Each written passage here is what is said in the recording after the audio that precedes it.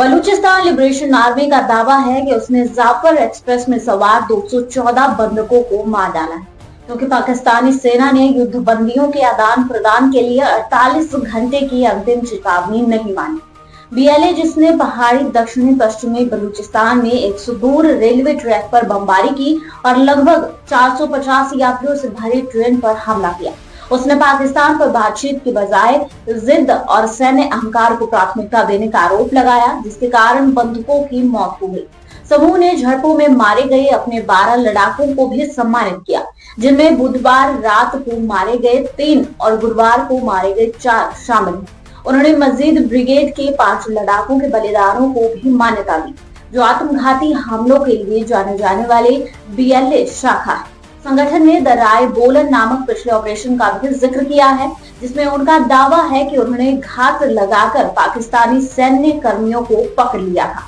उनका आरोप है कि पाकिस्तानी एसएसजी कमांडो ने बंधकों को बचाने का प्रयास किया और असफल रहे, जिसके परिणाम स्वरूप काफी संख्या में लोग हताहत हुए।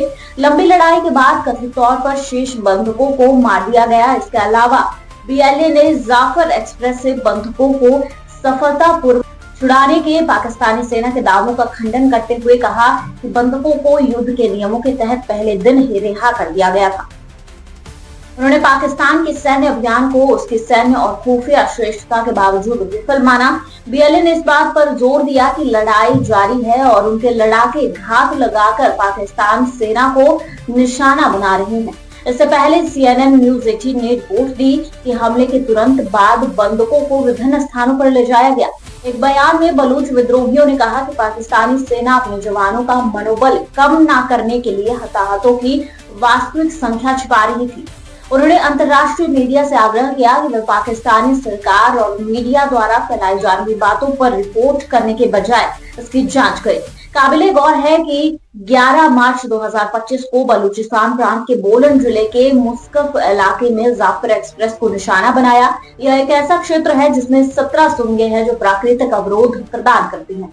हमलावरों ने सुरंग संख्या 8 पर विस्फोटकों का विस्फोट किया, जिससे ट्रेन पटरी से उतर गई और अंदर ही फंस गई। पटरी से उतरने के बाद आतंकवादियों ने ट्रेन पर सुरक्षा बलों को घेरते हुए गोलीबारी शुरू कर दी और ट्रेन पर अपना कब्जा जमा लिया। पाकिस्तानी खुफिया सूत्रों से पता चलता है कि इस अपहरण में बीएलए की सफलता सटीक समय, स्थानीय जानकारी और उसी ट्रेन को निशाना बनाने के पहले के अनुभव से मिली थी। ट्रेन अपहरण स्थल से 21 बंधकों सहित कम से कम 25 लोगों के शव बरामद किए गए।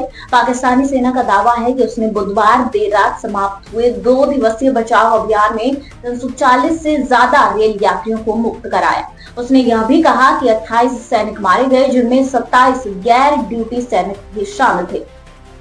ऐसे ही और खबरें देखने के लिए बने रहें आज प्रकाश टीवी के साथ।